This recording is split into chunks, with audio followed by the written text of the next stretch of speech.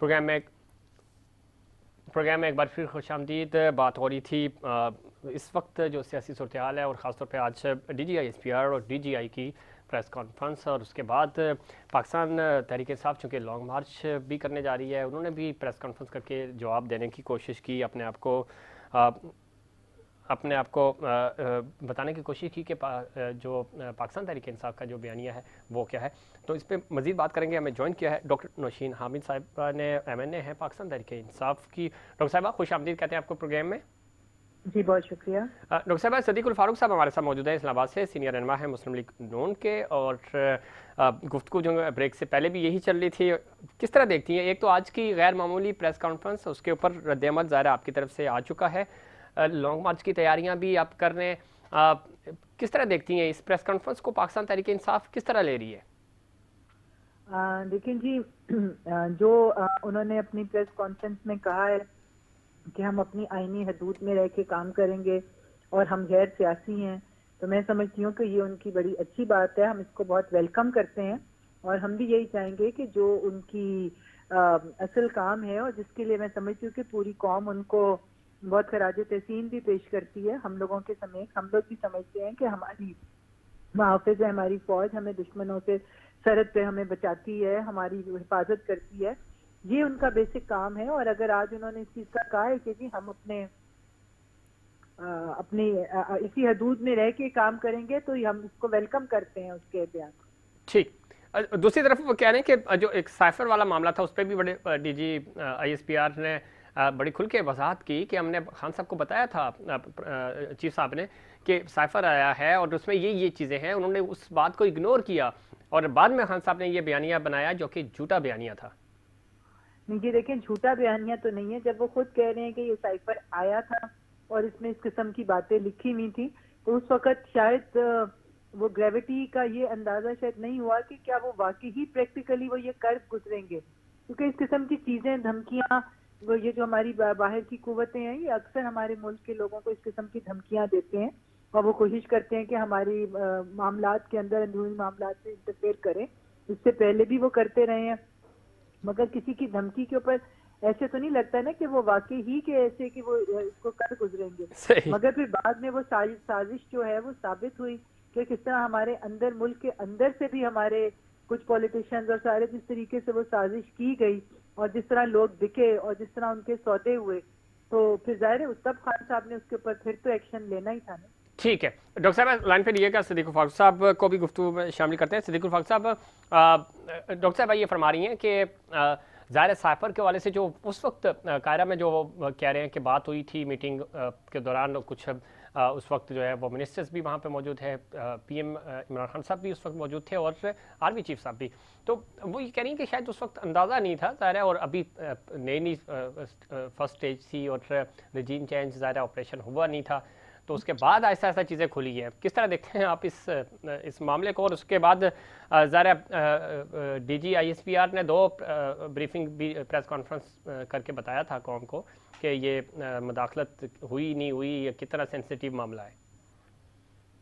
जी देखिए, पहली बात तो नौशीन हामिद बहन ने बहुत अच्छी की और मैं उसे अप्रिशिएट करता हूँ। दूसरी बात जो उन्होंने की है वो उसमें मैं समझता हूँ कि थोड़ा सा वो भी मिसलीड हो गई हैं, इसलिए कि इमरान खान साहब ने अपनी वीडियो की अपना ऑडियो कॉल की तरदीद नहीं की। उन्होंने कहा है कि फिर जारी नहीं होनी चाहिए, ये बात तो हुई है। ठीक। तो उसमें वो कह रहे हैं कि let us play with it. किसी चीज के साथ खेलने का मतलब उसका मिस यूज होता है कि फलां जो है जी इस बात से खेल रहा है, हमने इस बात से यूं खेलना है। ये जो खेलने की बात इमरान खान साहब ने कही और उनके प्रिंसिपल सेक्रेटरी ने ये कहा कि मिनट्स तो मेरे हाथ में होंगे, सही, और उसको हम किस तरह चाहेंगे मैं लिख लूंगा, ठीक, और फिर वो उसको हम पॉलिटिकल बना लेंगे। तो ये तो कहीं और कुछ कहने की जरूरत ही नहीं है। अच्छा, इसका साफ मतलब है कि उन्होंने एक चीज को جو ہے اس سے غلط اپنا مطلب لیکن نکالے. صدیق الفاروق صاحب ایک طرف ان غلط کی حکومت جا رہی ہے تو کیا ان کے پاس اتنا بھی رائٹ نہیں تھا کہ وہ یہ لفظ استعمال کریں کھیلنا؟ اور یہ نہیں، یہ تو گفتگو ہو رہی ہے، کوئی آفیشیل میٹنگ تو نہیں ہو رہی تھی. نہیں معاملہ یہ ہے کہ یہ سیکریٹ ہوتا ہے. اچھا. یہ 3 سے 5 لوگوں کے پاس جاتا ہے. یہ سائفر آتا ہے، اسے ڈیسائفر کیا جاتا ہے. وہ ایک ایسی زبان ہے جسے کوئی پڑھ نہیں سکتا، اس کا کہیں ترجمہ ہو کے نہیں جا سکتا، ٹھیک ہے. اس کا عوام میں ذکر نہیں ہوتا. اگر کہا بھی جائے کہ مداخلت ہے تو اسی میں پاکستانی سفیر نے یہ کہا تھا کہ انہیں آپ ناراضی کا ڈیمارش، ناراضی کا خط لکھ دیں. یہ تجویز بھی کیا ٹھیک گیا ہے. تھا، ٹھیک. لیکن انہوں نے کچھ اور کیا. دوسری بات میں ذرا ریکارڈ درست کر دوں کہ 58(2)B کو نواز شریف صاحب نے ختم کیا تھا. میں اس وقت پرائم منسٹر کا پریس سیکریٹری اور ٹھیک. سپیچ رائٹر تھا. تو سر میں ان کے پاکستان ساتھ پیپلز پارٹی آپ کی اتحادی جماعت اس کا کریڈٹ لیتی ہے؟ نہیں کریڈٹ تو انہوں نے بھی ساتھ دیا. میں یہ عرض کر رہا ہوں کہ بے نظیر شہید بھی ڈسی ہوئی تھی، نواز شریف بھی 58(2)B کے ڈسے ہوئے تھے. ہمارے ساتھ اکبر بگٹی صاحب نے بھی ساتھ دیا، مینگل صاحب نے بھی ساتھ دیا، سب نے ساتھ دیا. جب قانون پاس پارلیمنٹ نے کر دیا ٹھیک ہے. تو بتانے کے لیے صدر مملکت کو ٹھیک. میاں صاحب ضیاء خان گئے، ان کے گھر پہنچے چوٹی غالباً زیری میں ساتھ تھا. چلیں اور پھر وہاں انہوں نے کہا کہ یہ ہے، اس پہ دستخط کر دیں. پھر آ چلیں گئے. اور ریکارڈ آ گیا. ڈاکٹر نوشین صاحبہ کس طرح دیکھتی ہیں مارچ کی تیاریاں کیسی ہیں اور فیصلہ کن مارچ ثابت ہوگا؟ چونکہ آپ کے جو مخالفین ہیں وہ یہ کہہ رہے ہیں کہ آج کی جو پریس کانفرنس ہے اور جو حالات جس طرف جا چکے ہیں اب شاید 25 مئی سے بھی کم لوگ نکلیں گے آپ کے ساتھ. بالکل جی، میں سمجھتی ہوں کہ یہ ان کی بہت بڑی غلط فہمی ہے. اس وقت جتنی عوام موٹیویٹڈ ہے اور جتنا عوام خود اتنی انتھیوزیاٹک ہے کہ یہ پہلی دفعہ ہے کہ ہمیں لوگ خود فون کر رہے ہیں. دیکھیں پارٹی کارکنوں نے تو نکلنا ہی ہے، وہ تو ہم سارے بالکل اس کی تیاری ہماری ہے، مگر جنرل پبلک جو ہے یہ پہلی دفعہ ہے کہ لوگ ہمیں خود آ کے پوچھ رہے ہیں.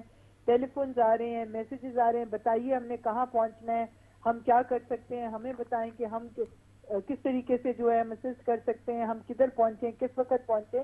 بے تحاشا اس وقت آپ دیکھیں گے کہ جنرل پبلک، پارٹی کارکنان تو ہوتے ہی ہیں مگر اس میں آپ دیکھیں گے کہ فیملیز آئیں گے، بچے آئیں گے، خواتین آئیں گی اور وہ ہم سے مسلسل رابطے میں ہیں. اور انشاءاللہ تعالیٰ یہ ایک تاریخی اور ڈاکٹر صاحبہ جاتے جاتے یہ بتائیے پرامن ہوگا؟ کوئی آپ کی طرف سے اس میں پرتشدد واقعات نہیں ہوں گے؟ دیکھیں اگر میں جا رہی ہوں اور میں اپنے چھوٹے بچوں کو اور اپنے پوتے پوتیوں کو لے کے جا رہی ہوں تو مجھے یقین ہے کہ یہ پرامن ہے، ورنہ کوئی اپنے بچوں کو اور اپنی فیملی کو، اور خاص طور پہ ہم خواتین جو سب جا رہی ہیں، میری بہت ساری جتنی ہماری بزرگ خواتین ہمارے ساتھ جا رہی ہیں. لیکن 25 مئی کو ہم نے دیکھا تھا کہ ظاہر آپ کے ساتھ اس وقت بھی خواتین تھی، آپ خود بھی موجود تھے، فیملیز تھی، لیکن جو اس پہ حکومت کی طرف سے بھی پھر آپ کی طرف سے بھی پتھرا ہوا. تو اس طرح کے واقعات اس دفعہ آپ کو امید ہے کہ نہیں ہوں گے؟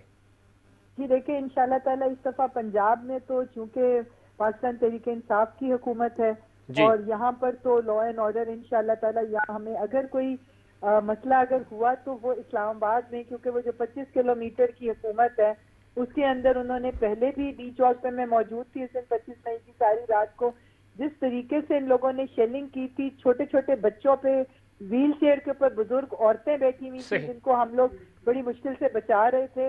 تو یہ تو میں سمجھتی ہوں کہ کیا وہاں پہ کوئی انڈیا کے لوگ بیٹھے ہوئے تھے، کیا وہاں کوئی دشمن تھے؟ وہ ان کے اپنے پاکستانی شہری تھے جن کے اوپر اتنی بے دردی سے وہ شیل برسائے گئے تھے. اس دفعہ تو کنٹینر پہلے سے موجود ہیں وہاں پہ.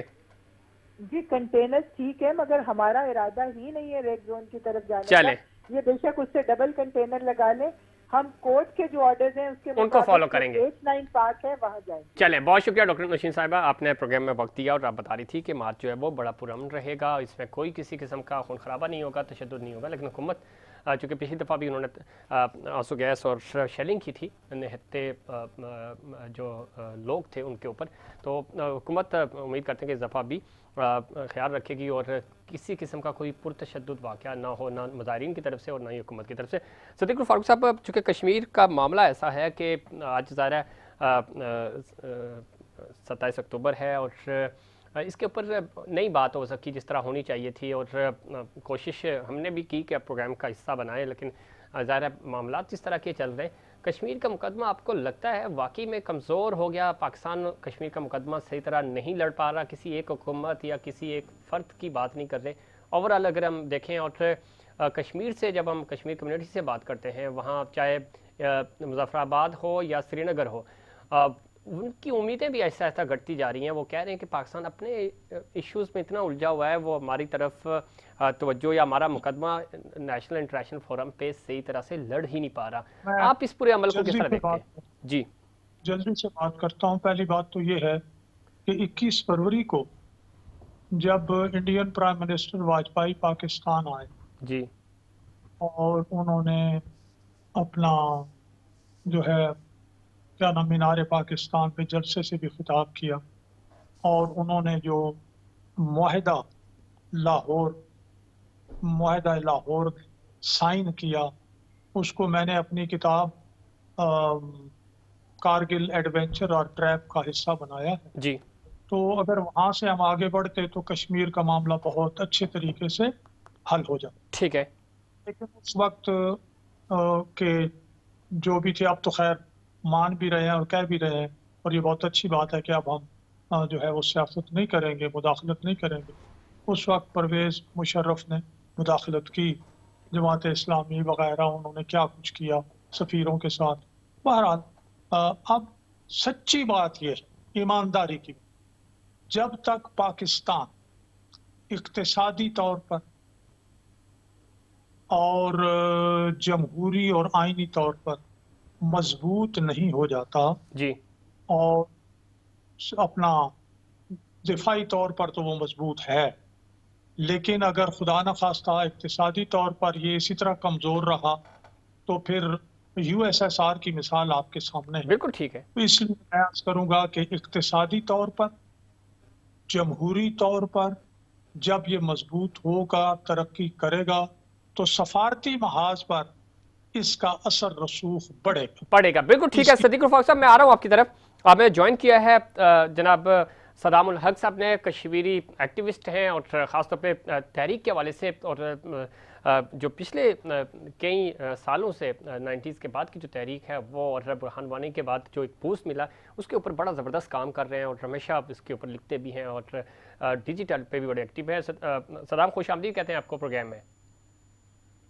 جی بہت شکریہ ظفیر بھائی، آپ اپنے پلیٹ فارم بلانے کے لیے، اس کے لیے کس طرح دیکھتے ہیں کشمیر، کیونکہ آج 27 اکتوبر ہے، بلیک ڈے کے طور پہ منایا جا رہا ہے، کشمیری نوجوان کیا سوچ رہے ہیں، کشمیر کی قیادت کیا سوچ رہی ہے، اور کس طرح پلان کر رہے ہیں؟ چونکہ جو ہماری بات ہو رہی ہے کشمیری کمیونٹی سے، تو مایوسی بہت زیادہ ہے پاکستان کو لے کر، لیکن ایک طرف موٹیویشن بھی نظر آتی ہے، وہ پاکستان کی طرف دیکھ رہے ہیں کہ پاکستان ہی ہماری سفارتکاری بھی کرے گا، ہمارا سفیر بھی ہے اور وکیل بھی ہے۔ آج کا کشمیری کیا سوچ رہا ہے؟ جی بہت شکریہ ظفیر صاحب۔ دیکھیں، میں جیسے آپ نے نوجوان نسل کا پوچھا کہ وہ کشمیری پاکستان کے بارے میں کیسے سوچ رہے ہیں، یا آج بلیک ڈے کے حوالے سے کیا ہے۔ دیکھیں 1932 میں ہمارے آباء و اجداد نے یہ فیصلہ کر لیا تھا کہ جو مسلمان ریاست بننے والی ہے، جس کا بعد میں نام رکھا گیا تھا پاکستان کے، ہم نے اس کے ساتھ جانا ہے۔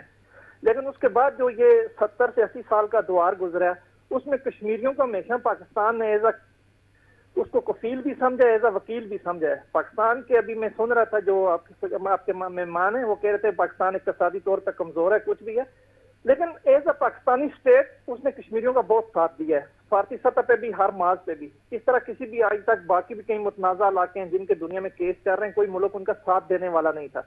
لیکن نوجوان نسل جو پاکستان میں عدم استحکام آ جاتا ہے، یا اسٹیٹ کی پالیسی کبھی کبھی مدھم ہو جاتی ہے، اس سے مایوس ضرور ہوتے ہیں لیکن نا امید نہیں ہوتے ہیں۔ میرے خیال سے اسٹیٹ آف پاکستان کو سفارتی سطح پہ ہر ملک کے اندر جہاں بھی ہمارا سفارت خانہ موجود ہے، وہاں ٹاپ ڈسک بنانے چاہیے کشمیر پہ۔ مودی کے ہر جو اس کا یہ چیزوں میں اس کو ایکسپوز کرنا چاہیے۔ دیکھیں 2019 کے بعد خاص کر جو کشمیر کی پوری ایک ریالٹی بدلی ہے، کشمیریوں کی وہ شناخت مٹانے پہ آیا ہوا ہے۔ اس سے پہلے بھی 70 سال سے وہ ظلم و ستم ڈھا رہا تھا، لیکن سوشل میڈیا نہیں تھا، الیکٹرانکس میڈیا اس کے کاؤنٹ ڈاؤن میں تھا، وہاں مقبوضہ کشمیر کے صحافیوں کو وہ زبردستی ان کی زبان بند کروا لیتا تھا۔ جب تو سوشل میڈیا آیا وہ اپنے ظلم چھپا نہیں سکتا. جو بھی کشمیریوں پہ ظلم ہوتا ہے وہ ہم لوگ اس کو اٹھا کے دنیا کے سامنے رکھ دیتے ہیں. ٹھیک. اس میں پچھلے 30 سال سے اقوام متحدہ کی بھی بڑی غفلت ہے. اقوام متحدہ بھی فتو پی کے سویا ہوا ہے. اقوام متحدہ میں ہماری کتنی قراردادیں منظور ہو چکی ہیں کشمیر کی, لیکن اس پہ ابھی تک وہ عمل درآمد نہیں ہو سکا. تو یہ ساری چیزیں دیکھتے ہوئے اس میں عالمی بھی بڑی سازشیں ہیں, اس میں عالمی بھی دورہ معیار ہے. تو کشمیری ان سب چیزوں کو دیکھ کے پھر بھی پاکستان کے ساتھ کھڑے رہیں گے. ٹھیک ہے, کشمیر بنے گا پاکستان, ان کا تو نعرہ ہی ہے. لیکن یہ چیزیں سب آپ کے سامنے ہیں. چلے نوجوان اب ایکٹیو ہو چکا ہے. ٹھیک ہے سلام, آپ لائن پہ رہیں. صدیق الفاروق صاحب سینئر رہنما ہمارے ساتھ موجود ہیں, تو ہم ان کا پوائنٹ آف ویو بھی شامل کرتے ہیں. صدیق الفاروق صاحب, کشمیری نوجوان کی, کشمیری یوتھ ایکٹیوسٹ کی گفتگو آپ سن رہے ہیں, وہ کہیں تھوڑا بہت ظاہر ہے مایوسی ضرور ہوتی ہے, نا امید نہیں ہے. وہ کہہ رہے ہیں کہ وقتی حالات یا اسٹیٹ کی پالیسی بدلتی رہتی ہے, لیکن نظریں ان کی آج بھی اسلام آباد پہ ہیں. کس طرح دیکھتے ہیں اور کیا پیغام دیں گے کشمیری کمیونٹی کو کراس؟ بات انہوں نے جو میں نے کی ہے, جی انہوں نے ایک اور انداز میں اس کی تصدیق فرمائی ہے. جی جی, مایوسی اور نا امیدی دونوں باتیں جو ہیں وہ قریب ہو جاتی ہیں بعض اوقات. جی جی, اچھی بات ہے کہ نا امید نہیں ہو رہے. میں نے یہ عرض کیا ہے, پاکستان بلا شبہ کشمیریوں کا وکیل ہے. کشمیری ہمارے بھائی ہیں, ہماری جند جان ہیں. لیکن میں نے عرض کیا کہ جب تک ہم, ابھی وہ کہہ رہے ہیں نا کہ ہر سفارت خانہ جو ہے وہ آگے بڑھے, عالمی UN بھی جو ہے وہ اس کا بھی وہ غفلت ہے. اس میں صدیق صاحب میں ایک چیز ایڈ کر دوں. آپ راجہ فاروق حیدر صاحب سابق وزیر اعظم آزاد کشمیر, ان کا میں نے انٹرویو بھی کیا تھا, اور انہوں نے بڑا یہ بیسیکلی ان کا آئیڈیا تھا. انہوں نے کہا تھا کہ جی کشمیر ڈیسک بننے چاہیے اور ہر اس میں نمائندگی ہو کشمیریوں کی, تو یہ ایک مؤثر آواز ہو سکتی ہے پوری دنیا میں جہاں جہاں ہمارے سفارتخانے ہیں. تو اس سفارتخانے موجود ہیں. آپ نہیں سمجھتے کہ آئیڈیا بہت اچھا ہے, اور اس کو تھوڑا سا پاکستان کا جو دفتر خارجہ ہے اس کو اس کا انپٹ لینا چاہیے؟ صدیق صاحب میں ساری باتیں ہی اچھی ہیں, جی جی, لیکن ہم جب قرضے لینے کے لیے بھاگ رہے ہوں, ہمارے اپنے اندر سیاسی عدم استحکام ہو, صحیح, ہمارے اندر آئین کو بار بار توڑا جا رہا ہو, تو اس وقت ہماری بین الاقوامی سطح پر کیا پذیرائی ہوگی؟ کون سنے گا؟ بات تو میں یہ عرض کر رہا ہوں, ٹھیک ہے, کون وکیل ہے؟